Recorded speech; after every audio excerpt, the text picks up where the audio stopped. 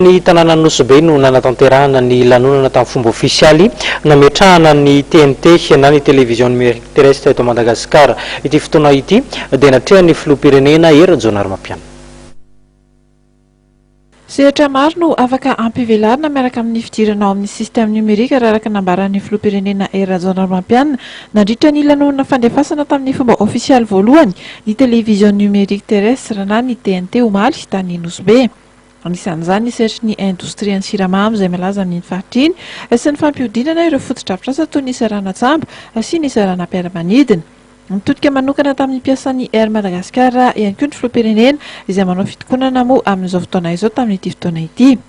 Betsaka marina manontany hoe fa maninona no any Nosy no atao zao zavatra zao fa maninona tsy taty aminay.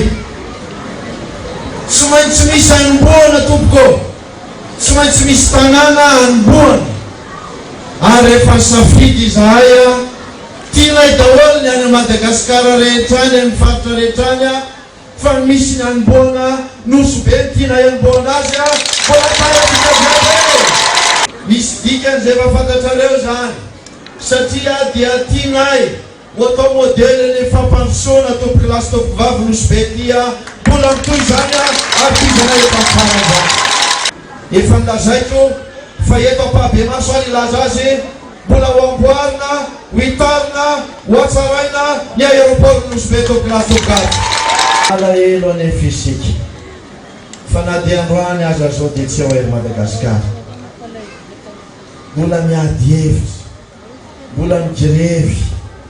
Eny mety ho azo atao angambo zany fa ny angatahako anareo mpiasan'ny Air Madagasikara dia zao mandeha fera ny tombotsoan'ny firenena no tsy maintsy nijerena. Aza vela ohatran'izao ny reto ao anatin'ny sehatry ny fizahantany reto. Aza vela amin'izao reo mpizahantany izay nitaitaina amin'izao fotoana izao mivria ambony latabatra ataoko mahita vahola nareo andrano tompoko lasy tompoko vavy sany ilaina ho fampandrosoana ty firenena ity. Fanombohana ihany ity notanterahana teto Nosy ity afaka volana vitsivitsy dia hiditra amin'izany sehatra izany ireo distrika rehetra eto Madagasikara. Émetteur misa 240 amin'izany no apetraka. Norarotin'ny filoha Rajaonarimampianina ihany koa ity fotoana ity ka nanolorany décodeur misy 240 ho an'ireo fokontany ao Nosy ao izay afaka jery fahitalavitra amin'ny alalan'ny TNT manomboka izao.